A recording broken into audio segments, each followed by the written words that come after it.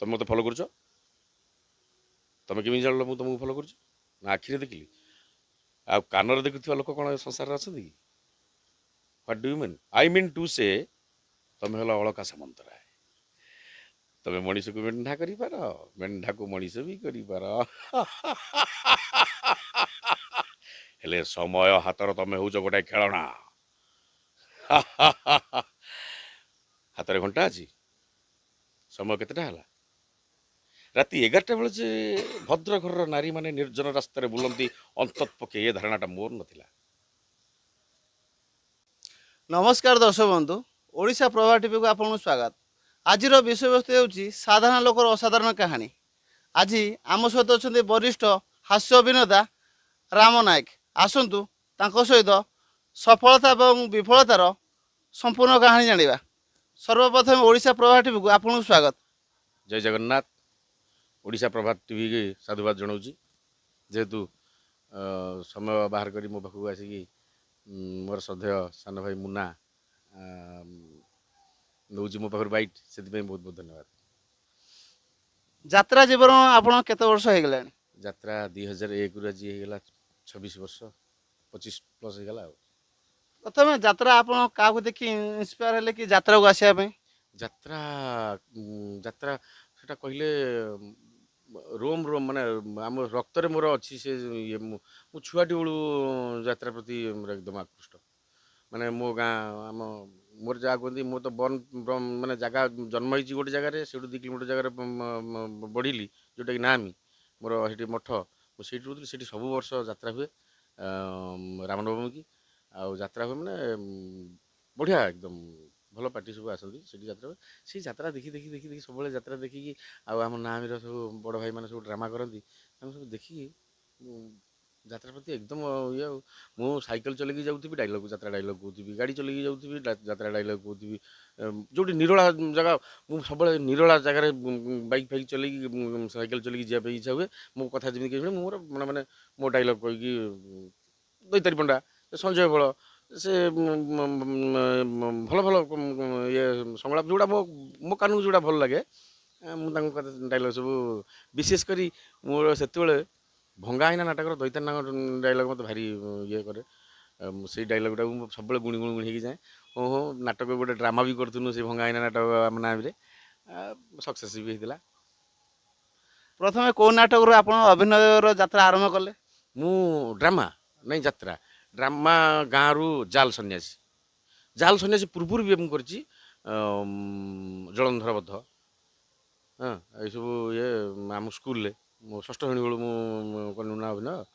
ଆଉ ନାମୀ ପ୍ରାଇମେରୀ ସ୍କୁଲରେ ଆମର ଯେତେବେଳେ ଡ୍ରାମା, ସେ ସାର୍ ମୋର ତ ଗୁରୁ ଚାଲିଗଲେଣି, ମହେଶ୍ୱର ସେନାପତି, ରାଧାଶ୍ୟାମ ସାର୍, ଆଉ ଭର୍ତ୍ତ ସାର୍, ଆଉ ଆମର ଇଏ ପଣ୍ଡା, ଆମ ଗାଁର ଉପେନ୍ଦ୍ର ପଣ୍ଡା, ଏସବୁ ଥିଲେ। ଆମକୁ ସେତେବେଳେ ଗୋଡ଼େଇ ବାଡ଼େଇକି ନେଇକି ଡ୍ରାମା ଶିଖଉଥିଲେ। ଭାଇ ଡ୍ରାମା ଶିଖ କି।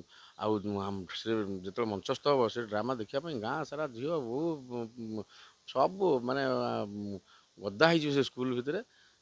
ବଢ଼ିଆ, ସବୁ ତାଳି ମାରି କହିବେ ନାଇଁ ନାଇଁ ଆମ ଛୁଆ ସବୁ ଭଲ ଯାତ୍ରା କରୁଛନ୍ତି। ସେଇଠୁ ଚାଲିଲା ଆଉ। ଆପଣ ଷ୍ଟାର୍ଟିଂରୁ ହାସ୍ୟ ଅଭିନେତା କରୁଥିଲେ ନା? ନାଇଁ ନାଇଁ ନାଇଁ, ମୁଁ ନଟ୍ ମାନେ କମେଡ଼ି ଆର୍ଟିଷ୍ଟ, ଆମେ ଭର୍ସାଟାଇଲ୍ ଆର୍ଟିଷ୍ଟ। ଭର୍ସାଟାଇଲ୍ ମାନେ ସବୁ ପ୍ରକାର ମୁଁ କରୁଛି, କମେଡ଼ି, ଟ୍ରାଜେଡ଼ି, ନେଗେଟିଭ୍, ସବୁ ମୁଁ କରୁଛି। Versatile artist. ଆପଣଙ୍କୁ କେଉଁ ନାଟକ ପରିଚିତ କଲା ଦର୍ଶକ ବନ୍ଧୁମାନଙ୍କ? ମୁଁ ମୋ ଦର୍ଶକ ଦେବତା ପାଖରେ ମୁଁ କି ପରିଚିତ କିଛି।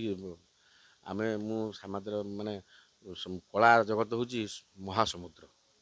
ମହାସମୁଦ୍ର ସିଏ, ତା ଭିତରେ ମହାସାଗର ଯେଉଁ ଭିତରେ ଆମେ ଖାଲି ନାଳ, ଟିକେ ନାଳରେ ଯାଇକି ଚାଲୁଛୁ। ନାଳରୁ ତାପରେ ଅଛି ନଈ ଇଏ ହେଇକି ଯାଇକି ସମୁଦ୍ରରେ ପଡ଼ିଲା ବେଳକୁ ବହୁତ, ଆମେ ନାଳ ଭିତରେ ଅଛୁ, ଆମେ ଛୋଟ ଛୋଟ କଳାକାର। ତେଣୁକରି ନାଟକ ଏଇ ଗତ ବର୍ଷ ଧଉଳିଗଡ଼ ନାଟକ ହେଇଥିଲା ସାଇଲେଣ୍ଟ କିଲର୍।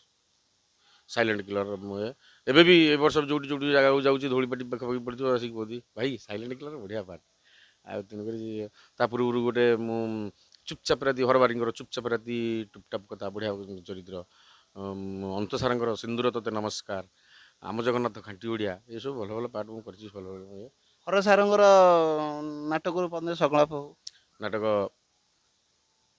ସାଇଲେଣ୍ଟ କିଲର୍, ମୁଁ ଉଲ୍ଲାସ ମହାନ୍ତି, ଆଇଆଇସି ଉଲ୍ଲାସ ମହାନ୍ତି ସବୁଠି ଥାନ୍ତି କୋଉଠି ନଥାନ୍ତି। ଏ ବଢିଆ ବଢିଆ ବେ ଶଳା ସାଇକେଲ ଚୋରି କରୁଛୁ ଆଉ ନାଇଁ ସ୍କୁଲ ମାଷ୍ଟର ବେଶ ଧରିକି ସାଇକେଲ ଚୋରି ଯା ତ ଭେଜାକୁ ମାନିଲି ଆଉ ହେଲେ ଆଇଆଇସି ଉଲ୍ଲାସ ମହାନ୍ତି ପାଖରୁ ଖସି କୁଆଡେ ଯିବେ ଏଇ ବେ ଏଇଟା ସେ ସାମ୍ବାଦିକ ସାଇକେଲ ନେବେ ଶଳା ଧଡରା ସାମ୍ବାଦିକ ଆଜିକାଲି କୋଉ ସାମ୍ବାଦିକ ଶଳା ସାଇକେଲ ଚଢିକି ବୁଲୁଯିବେ ଉଠା ସାଇକେଲକୁ ଉଠା ଆକୁ ଉଠା ମୁଁ ଫରୱାର୍ଡ କରିବି ଆରେ କୋଉଠି ଫରୱାର୍ଡ କର ଆପଣଙ୍କୁ ଯାତ୍ରା ଜଗତରେ ଆପଣ କାହାକୁ ବେଶୀ ଫଲୋ କରନ୍ତି? ନାଇଁ ମୁଁ କାହାରିକି ଫଲୋ କରୁନି ସେମିତି ମୁଁ ନିଜେ ମୋ ନିଜ ପରିଚୟରେ ମୁଁ ବଞ୍ଚିବା ପାଇଁ ଯାଏ ମୁଁ କାହାକୁ ଫଲୋ କରିବି ଫଲୋ ନାହିଁ। ରେଡି? ଯାତ୍ରା ଜୀବନର ଦୁଃଖ କଣ? ଯାତ୍ରା ଯାତ୍ରାରେ ଦୁଃଖ ନାହିଁ ମୁଁ ଆଉ କାହାର କଣ ଦୁଃଖ ଅଛି ମୋର ମୁଁ ଯାତ୍ରା ଯେତେ ସମୟ ଯାତ୍ରା କରିବି ଦୁଃଖ କଣ ମାନେ ଯାତ୍ରା ଆମକୁ ମୁଁ ଆମ ତ ମାନେ ମୁଁ ଏତେ ମନୋରଞ୍ଜନ ଦଉଛି ଦର୍ଶକ ତ ଆମକୁ ଆମ ପାଖରୁ ଯାହା ମନୋରଞ୍ଜନ ପାଉଛନ୍ତି ଆମକୁ ବି ନିଜେ ନିଜେ ଏତେ ମନୋରଞ୍ଜନ ହେଉଛି ଯାଇକି ଆମ ଶରୀର ସୁସ୍ଥ ରହୁଛି। ଯାତ୍ରା ହେଉଛି ଗୋଟେ ଏମିତି କେବଳ ଓଡ଼ିଶାକୁ ଛାଡ଼ିଦେଲା ପରେ ବେଙ୍ଗଲକୁ ଛାଡ଼ିଦେଲା ପରେ ଆଉ ତ ଯାତ୍ରା କେଉଁଠି ନାହିଁ ବୋଧେ ଭାରତ ବର୍ଷରେ ସେ ଅଲଗା ସେ ଯାତ୍ରାର ରୂପାନ୍ତରୀକରଣ ହେଇକି ଅଲଗାକୁ ଯାଇଛି କିନ୍ତୁ ଆମର ଏକଦମ ଓଡ଼ିଶାର ହେଉଛି ଯେଉଁ ଯାତ୍ରାଟା ହେଉଛି ଏକଦମ ହାଇ ନା ନା ହାଇ କ୍ଲାସ୍ ଡ୍ରାମା ଯାହା କୁହନ୍ତି ପୁରା ଏକଦମ ଏ କ୍ଲାସ୍ ଡ୍ରାମା। ଆଉ ଯାତ୍ରାର ଦୁଃଖ ହେଉଛି ଗୋଟେ ମନ ଚାହୁଁଥିବ ଆଜି ମୋ ଭାଇ ବାହାଘର ମୁଁ ଟିକେ ଯିବି ବାହାଘର ଆଟେଣ୍ଡ କରିବା ପାଇଁ ଯିବି ସେଇଟା ହେଇପାରିବନି ଯଦି ଦିନ ବାହାଘର ହେଇଥିବ 50-60 କିଲୋମିଟର ଦୂର ଭିତରେ ଘରଠାରୁ ପାଟି ପଡ଼ିଥିବ ତାହେଲେ ଯାଇହେବ ନହେଲେ ଯାଇହେବନି।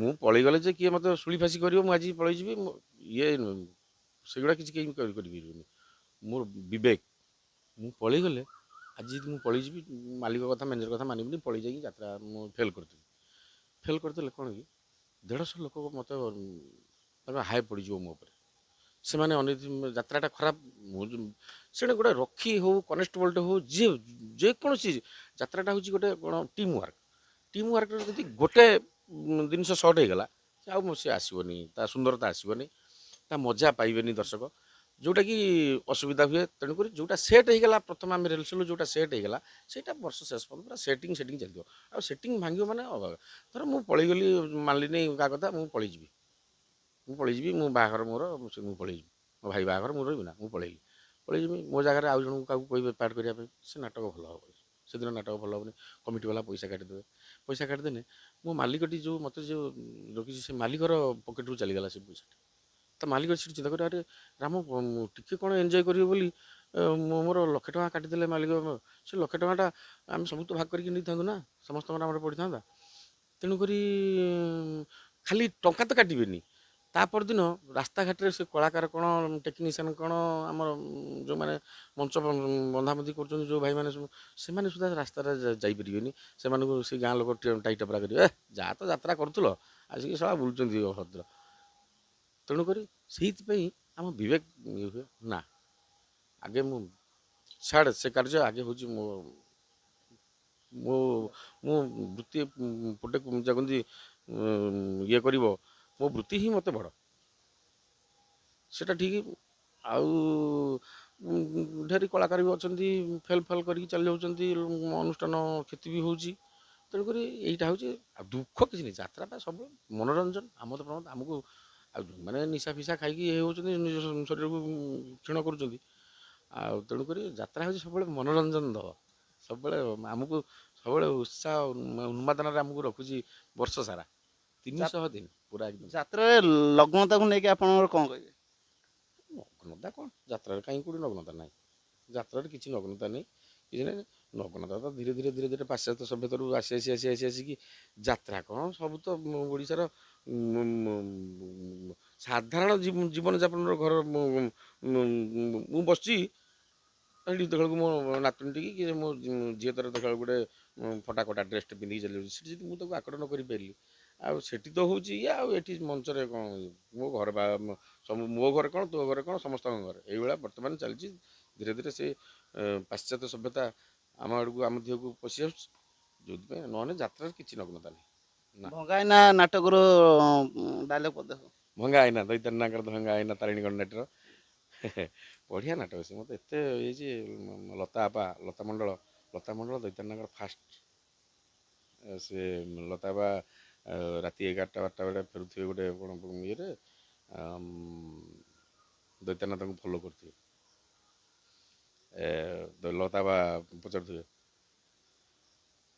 ତମେ ମୋତେ ଫଲୋ କରୁଛ, ତମେ କେମିତି ଜାଣିଲ ମୁଁ ତମକୁ ଫଲୋ କରୁଛି? ନା ଆଖିରେ ଦେଖିଲି। ଆଉ କାନରେ ଦେଖୁଥିବା ଲୋକ କ'ଣ ଏ ସଂସାରରେ ଅଛନ୍ତି କି? What do you mean? I mean to say ତମେ ହେଲା ଅଳକା ସାମନ୍ତରାୟ। ତମେ ମଣିଷକୁ ମେଣ୍ଢା କରିପାର, ମେଣ୍ଢାକୁ ମଣିଷ ବି କରିପାର। ହେଲେ ସମୟ ହାତର ତମେ ହଉଛ ଗୋଟାଏ ଖେଳଣା। ହାତରେ ଘଣ୍ଟା ଅଛି, ସମୟ କେତେଟା ହେଲା? ରାତି 11ଟା ବେଳେ ଯେ ଭଦ୍ର ଘରର ନାରୀମାନେ ନିର୍ଜନ ରାସ୍ତାରେ ବୁଲନ୍ତି, ଅନ୍ତତ୍ ପକ୍ଷେ ଏ ଧାରଣାଟା ମୋର ନଥିଲା। ବର୍ତ୍ତମାନ ନନା ଆପଣ କୋଉ ପାର୍ଟିରେ ବର୍ତ୍ତମାନ କାର୍ଯ୍ୟରତ? ମୁଁ ବର୍ତ୍ତମାନ ନାଟ୍ୟ ସମ୍ରାଟ ପୃଥ୍ୱୀରାଜ ଗୋବିନ୍ଦ ଚନ୍ଦ୍ର ପାଣିଗ୍ରାହୀ ଦାରୁଠାଙ୍ଗ ଭୁବନେଶ୍ୱର ଆମର ମାଲିକ, ତାଙ୍କରି ଅନୁଷ୍ଠାନ ନାଟ୍ୟ ସମ୍ରାଟ ପୃଥ୍ୱୀରାଜ, ସେଠାରେ ମୁଁ କାର୍ଯ୍ୟ କରୁଛି। ବର୍ତ୍ତମାନ କେଉଁ ପାର୍ଟ କରୁଛନ୍ତି ଏଇ ନାଟକରେ? ମୁଁ ଆକ୍ଚୁଆଲି ମୋର ଯାତ୍ରାରେ ଗୋଟେ ଚାଲିଛି ଚିରାଚରିତ ପୋଷ୍ଟ। ମୁଁ ଅଛି ଆକ୍ଚୁଆଲି ଫାଦର କମେଡ଼ି ପୋଷ୍ଟରେ, କିନ୍ତୁ ମୁଁ ଫାଦର ଗୋଟେ ନାଟକ ଆଜି ବୋଧେ ସେ ନାଟକଟା ମଞ୍ଚସ୍ଥ ଅଛି, ଲାଗୁଛୁ କାହିଁକି ଏତେ ନିଜ। ସେଇ ଡାଇଲଗ୍ର ପଦେ ସଂଳାପ। ସେ ସଂଳାପଟା ହେଉଛି କ୍ୟାରେକ୍ଟର ପାର୍ଟଟା। ଭଣଜା, ଆରେ ତୋ ଭଳି ପିଲା ଯଦି ଏମିତି ଭୁଲ କାମ କରିବ, ଏଇ ଦୁନିଆରେ ଧର୍ମ ରହିବ ତ? ବହୁଟା ନୂଆ କରି ଏ ଘରକୁ ଆସିଛି, ତାକୁ ସ୍ନେହ ଆଦର କରିବା ପରିବର୍ତ୍ତେ ତୁ ଯେ ତାକୁ ମାଡ଼ ମାରିବୁ, ସେ ଘରରେ ହସ ଖୁସିରେ ରହିପାରିବ? ଅସୁବିଧା କ'ଣ? ଆରେ ତୁ ହଉଛୁ ଏ ଘରର ବଡ଼ ପୁଅ, ନିଜ କର୍ତ୍ତବ୍ୟକୁ ଭୁଲି ଭୁଲ ରାସ୍ତାରେ ପାଦ ଦେଲେ ଏଠି ସମସ୍ତଙ୍କୁ କଷ୍ଟ ହେଉଛି। ତୋ ମା ନଥିଲେ ବି ତା ଭାଇ ହିସାବରେ ମୋତେ ତ ଅନୁରୋଧ କରୁଛି, ଭୁଲ ବାଟରୁ ଭଲ ବାଟକୁ ଚାଲିଆ, ଦେଖିବୁ ଏଠି ସମସ୍ତଙ୍କର ମଙ୍ଗଳ ହେବ, ସମସ୍ତଙ୍କର। ଆପଣଙ୍କ ଜୀବନରେ ସର୍ବଶ୍ରେଷ୍ଠ କୋଉ ନାଟକ ଆପଣଙ୍କୁ ବହୁତ ସଫଳତା ଦେଇଛି, ଏତେ ମାତ୍ରାରେ ସଫଳତା ଦେଇଛି କି ଆପଣଙ୍କୁ ମନକୁ ଛୁଇଁ ସେଇ ନାଟକ ଟିକେ କହିବେ ସେ ବିଷୟରେ? ମୋତେ ନାଟକ ବେଶୀ ସଫଳତା ଦେଇଛି, ମୁଁ ଗତ ବର୍ଷର ନାଟକ ସାଇଲେଣ୍ଟ କିଲର ମୋତେ ଭାରି ଆତ୍ମତୃପ୍ତି ଦେଇଛି। ସେ ଗୋଟେ ପାର୍ଟ ମୋର ସେ ସାଇଲେଣ୍ଟ କିଲର। ସେଇ ନାଟକରୁ ପଦେ ସଂକଳ୍ପ। ସେ ନାଟକ ବା କହୁଥିଲି, ସେଇଟା ଆଇଆଇସି ଉଲ୍ଲାସ ମହାନ୍ତି।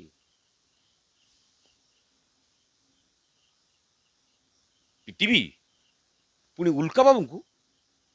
ବାଡ଼ି ଉଠେଇବା ଆଗରୁ ମୋ ଗୋଡ଼ ହାତ ଭାଙ୍ଗି ଯାଇଥିବ ମ୍ୟାଡ଼ାମ୍। ଝିଅର ବାହାଘର ବୟସ ହେଇଗଲାଣି, ପୁଅଟା ପାଠ ପଢ଼ୁଛି, ରୋଗିଣା ସ୍ତ୍ରୀ, ବେଡ଼ରେ ବାପା, ସେମାନେ ସମସ୍ତେ ମୋ ଉପରେ ନିର୍ଭରଶୀଳ ମ୍ୟାଡ଼ାମ୍। ବଦଳିକି ମୋର ଭୟ ନାହିଁ, ଜୀବନ ଚାଲିଯିବାର ଭୟ। ଗତ ମାସରେ ଆମ ଥାନାର ସବ୍ ଇନ୍ସପେକ୍ଟର ବଳବନ୍ତ ଦାସ ଟ୍ରକ୍ ଚକା ତଳେ ଚାପି ହେଇ ମରିଗଲା। ଆମେ ସମସ୍ତେ ଜାଣିଲୁ ମର୍ଡର, ହେଲେ ପବ୍ଲିକ୍ ଜାଣିଲେ ଆକ୍ସିଡେଣ୍ଟ।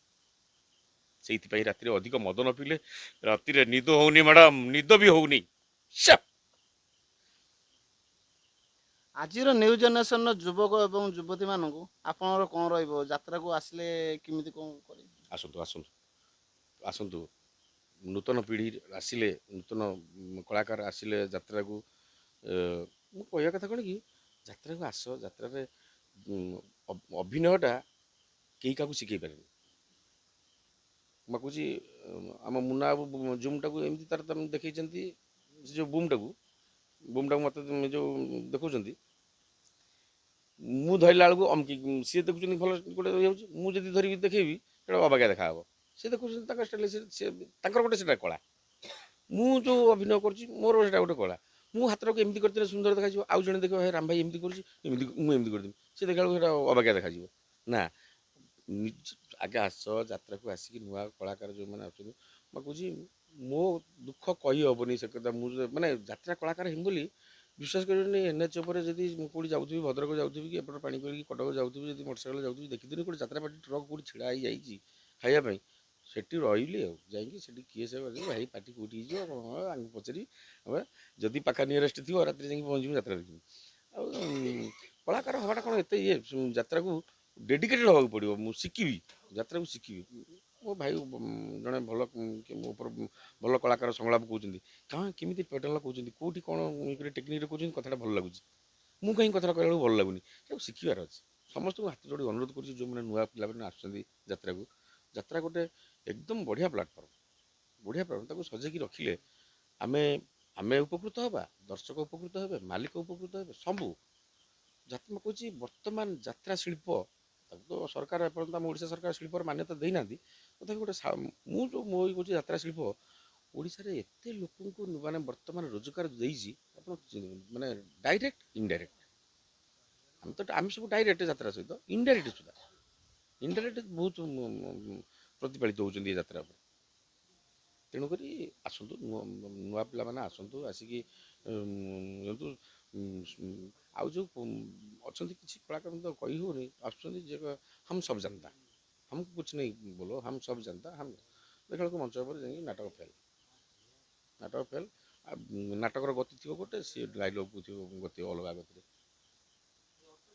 ଫିଲ୍ମ ସିରିଏଲରୁ ଯେଉଁ କଳାକାରମାନେ ଆସୁଛନ୍ତି ସେ ଠିକ୍ ଭାବରେ ପରଫର୍ମ କରିପାରୁଛନ୍ତି ଯାତ୍ରାରେ? ନାଇଁ ସେ ଫିଲ୍ମ କଳାକାର ବୋଲିବା ତାଙ୍କୁ ସେମାନେ ଯାଇଥିଲେ ଫିଲ୍ମ କି ସିରିଏଲକୁ ଯାଇକି ସେମାନେ କରୁଥିଲେ ତାଙ୍କ ଲାଇନ୍ରେ ସେମାନେ ସେଠି ସକ୍ସେସ୍ ଥିଲେ। ଏଠିକି ଆସିକି ସେମାନେ ବାସ୍ ଯେଉଁଠିକି ଯିବ ସେଠିରେ ସେ ଆଦବ କାୟଦାଟାକୁ ଶିଖିବାକୁ ପଡ଼ିବ, ସେଟାରେ ତୁମେ ମାହିର ହେବାକୁ ପଡ଼ିବ, ସେ ବାବଦରେ କଲଚର କରିବାକୁ ପଡ଼ିବ। ମୁଁ ଏ ଜାଗାଟା କ'ଣ, ସେ ଜାଗାଟା କ'ଣ। ନା ଫିଲ୍ମ ଯାତ୍ରା ବେଳେ ତ ବହୁତ ଫରକ, କାହିଁକିନା ଫିଲ୍ମରେ ଆମେ ଦେଖିଛୁ ବାର ଟେକ୍ ନେଇକି କଟ୍ ଟେକ୍, ତାପରେ କିନ୍ତୁ ଯାତ୍ରା ସେ ତ ନେଇ ଗୋଟେ ଥରରେ ମାରିବାକୁ ୱାନ୍ ଟେକ୍ ସଟ୍ ରେଡ଼ି ହେବାକୁ ପଡ଼ିବ। ଯାତ୍ରା ଇଏ ହେଉଛି ଯାତ୍ରା। ସେଇଥିପାଇଁ କହିଛି ଯାତ୍ରା ସେମିତି ଦର୍ଶକଙ୍କ ମାନେ ହୃଦୟ ଭିତରେ କଳାକାରମାନେ କାହିଁକି ରୁହନ୍ତି, ଯାତ୍ରା କଳାକାରମାନେ ଭାରି କିଛି ନାହିଁ ସାଙ୍ଗେ ସାଙ୍ଗେ ଆସୁଛନ୍ତି, ଅନର୍ଗଳ ଗପି ଦେଇକି ଚାଲି ଯାଉଛନ୍ତି, ଅନର୍ଗଳ ଗପୁଛନ୍ତି। ଶୋଇଥିବା ଲୋକଟା ଝୋଳ ବାଣୁଥିବ, ତାକୁ ସେ ଏମିତି ସଂଳାପ କଳାକାର ମୋର ଭାଇମାନେ କହିବେ ଯେ ସେ ଧଡ଼ିକିଣି ଉଠି ପଡ଼ିବେ, ସେଇ ନିଦ ଭିତରୁ ଉଠି ପଡ଼ିବେ। ଆଉ ତେଣୁକରି ପିଲାମାନେ ଆସିକି ନୂଆ ତ ଧୀରେ କ'ଣ ସେଇ ଦୈତାରୀ ପଣ୍ଡା, ସେଇ ସେଇ ସଞ୍ଜୟ ବଳ, ସେଇ ଏମାନେ କରୁଛନ୍ତି। ନୂଆ ପିଲାମାନେ ଆସିକି ଶିଖିବେ, ଯାତ୍ରା କରିବେ ଧୀରେ ଧୀରେ। ଆଉ ଏଇ ଯେଉଁ କହୁଛନ୍ତି ଭାଇରାଲ ହୁଅନ୍ତୁ, ଭାଇରାଲ ଆର୍ଟିଷ୍ଟ ହୁଅ ନା, ପୁରା ଫାଇନାଲ ଆର୍ଟିଷ୍ଟ ହୁଅ, ଫାଇନ୍ ଆର୍ଟିଷ୍ଟ, ସୁପର ଫାଇନ୍। ନା ଯାତ୍ରାରେ କୁହାଯାଉଛି କି ଅଧିକା ଟଙ୍କା ପାଇଁ ଯୁବପିଢ଼ି ଏବଂ ଯୁବତୀମାନେ ଆସୁଛନ୍ତି, ସତ? ଟଙ୍କା ଅଛି, ଟଙ୍କା ବହୁତ ଟଙ୍କା ମିଳୁଛି ଖାଲି ଟଙ୍କା ସେଇପା ଦେଖା ସୁନ୍ଦର କଲେଇ ଫୁଲ। ମୁଁ ସୁନ୍ଦର ଦେଖୁଛି, ସୁନ୍ଦର ଯୁବକ ଚାଲି ଆସିଲି, ଦେଖିକି ହେଇଛି, ମାଲିକ ଦେଖିଦେଲେ। ଆଜିକାଲି ତ ମାଲିକମାନେ ଯାତ୍ରା ଦେଖିକି ଆଉ ଆର୍ଟିଷ୍ଟମାନଙ୍କୁ ନେଉନାହାନ୍ତି, ଦେଖିଦେଲେ ନା ଏଇଟା ଠିକ୍ ଅଛି, ଟିକେ ଧର ପଇସା ଦେଇକି ଚାଲ। ଯେତେବେଳେ ସେ ରିହର୍ସାଲ୍ କରିକି ମଞ୍ଚ ଉପରେ ଯେତେବେଳେ ପରଫର୍ମାନ୍ସ ଫେଲ୍ ହେଉଛନ୍ତି, ଭୁଲ ହେଇଗଲା ଏ ଆର୍ଟିଷ୍ଟକି ଆଣିକି, ଓହୋ କେତେବେଳେ ହେଇଗଲା। ତେଣୁକରି ବାବା ଆସୁଛ ଯାତ୍ରାକୁ, ଯେତେ ଖାଲି ଚେହେରା ସଜେଇକି ଆସିଲେ କ'ଣ ହେବ, ଖାଲି ଚେହେରା ସଜେଇ ତା ଦେହର କଥା କହିବାର, ଡାଇଲଗ୍ କହିବାର, ଆଙ୍ଗିକ ଅଭିନୟ, ବାଚିକ ଅଭିନୟ, ଏଗୁଡ଼ା ସବୁ একদম পরিপক্ক নহলে ভাল লাগিব না। আমি একটা ওড়িয়া মেয়েকে বিয়ে করতে জন্য কলকাতার উড়িষ্যা আসছে, আমাকে একটা ওড়িয়া মেয়ে চাই, গোরি পতলি সুন্দরী মেয়ে চাই, মেয়ে মেয়ে ছাগল নয়, বিয়ে করতে জন্য সুন্দরী মেয়ে চাই। ও আমরা বিয়ে করতে জন্য একদম বুকের মধ্যে কম্পন সৃষ্টি হচ্ছে, কোথায় গেল মেয়ে, কোথায় গেল, আমরা বিয়ে করতে জন্য একদম হৃদয়ের মধ্যে কম্পন সৃষ্টি হয়েছে। উড়ি বাবা, দাদা বলছি কি কিড়া, আর বৌদি বলছি বাউঁশ, উড়ি বাবা। ଏ ତ ଥିଲେ ରାମ ନାୟକ, ସଫଳତା ଏବଂ ବିଫଳତାର ସମ୍ପୂର୍ଣ୍ଣ କାହାଣୀ ଦର୍ଶକ ବନ୍ଧୁମାନେ କହିଲେ। ଭିଡ଼ିଓ ଆଜି ପାଇଁ ଏତିକି। ଭିଡ଼ିଓଟି ଭଲ ଲାଗିଲେ ଚ୍ୟାନେଲକୁ ସବସ୍କ୍ରାଇବ୍ କରି ଭିଡ଼ିଓଟି ଲାଇକ୍ କରନ୍ତୁ। ରହିଲି, ନମସ୍କାର ନନା। ଜୟ ଜଗନ୍ନାଥ।